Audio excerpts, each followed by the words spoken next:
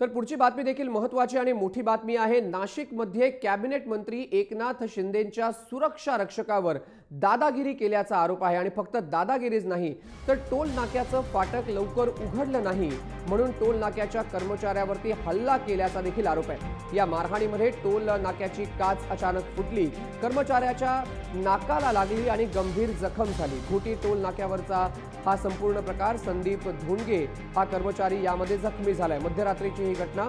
तर माझ्या कर्मचाऱ्यानं लक्ष वेधून घेण्यासाठी काचेवर थाप मारल्याने काच फुटली, यात मारहाण करण्याचा उद्देश नाही असं स्पष्टीकरण एकनाथ शिंदे यांनी दिलंय। तर या नेत्यांना सत्तेचा माज आलेला आहे अशी टीका विरोधकांनी केली।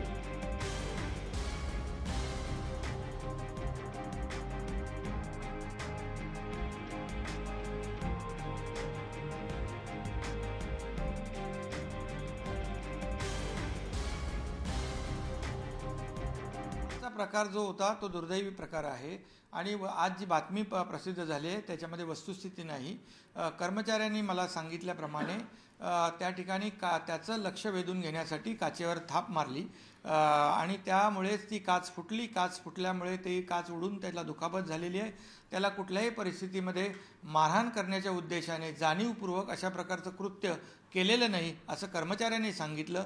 परंतु याची खातरजमा करण्यासाठी मी स्वतः टोल कंपनीच्या लोकांशी बोललो आणि त्यांनाही वस्तुस्थिती त्यांच्याकडून जाणून घेतली। त्यांनी या माहितीला दुजोरा दिलेला आहे। सत्तेचा माज आहे। आम्ही जे नेहमी सांगतो, सत्ता त्यांच्या अंगामध्ये नुसती भिनली नाही, डोक्यात पण गेलेली आहे। स्वतः त्या विभागाचे ते मंत्री आहेत। मला असं वाटतं की त्यांच्या उपस्थितीत त्यांनी खरं थांबवायला पाहिजे होतं। जबाबदार आहेत, पालकमंत्री आहेत आणि त्यांच्या उपस्थितीत जर हे सगळं होत असेल तर त्याचा तीव्र शब्दामध्ये निषेध। दरम्यान या संपूर्ण प्रकरणामध्ये राजकारण होत असलं तरी जो संदीप धोंडगे जखमी झालाय त्याचं काय म्हणणं आहे ते देखील आपण ऐकूया। क्लिअर करत होतो, मी बूथमध्ये कॅश काउंटरवरती माझं काम करत होतो। त्याच्यामध्ये तिकडून सायरनच्या गाड्या आल्यामुळे आमचे काही कर्मचारी ते सायरनच्या गाड्या काढून देत होते, पण त्यातलीच काही गाड उतरून आले आणि त्यांनी डायरेक्ट कॅबिनवरती काचेवरती मारल्यामुळे ती काच डायरेक्ट उडून माझ्या ह्याच्यावरती डोळ्यावरती आणि नाकाच्या लागली।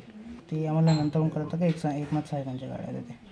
त्यावेळेला तर आम्हाला माहितीच नव्हतं। माहिती असतं तर आम्ही सेपरेट लाईन एक मोकळी ठेवतो त्यांच्यासाठी। त्यांच्यासमोर सगळा प्रकार घडला का? ते त्यांची गाडी मागे पुढे असेल, कारण की ते गार्ड्स मागे पुढे असतात ना, आणि त्यांना ते नव्हते, त्यांची गाडी थांबलीच नाही। गार्ड्सची गाडी थांबलेली फक्त।